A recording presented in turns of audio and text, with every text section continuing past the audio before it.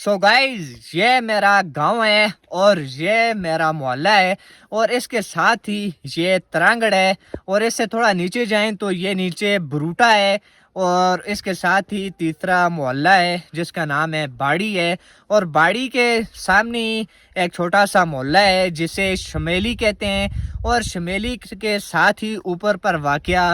एक छोटा सा मोहल्ला है, बस्ती है जिसका नाम मूरी है और मूरी के सामने वाक़या एक खूबसूरत मोहल्ला है जिसे शेरियाँ कहा जाता है और शेरियाँ से पीछे एक ऊपर एक और मोहल्ला है जिसे कलसा कहते हैं। ये ग्रां है, ये हाई स्कूल है, ये आप देख सकते हैं और इससे पीछे ये आप देख सकते हैं इसे तुतबाड़ी कहते हैं और ये ऊपर है इसे पटनियाँ कहते हैं और यहाँ से पर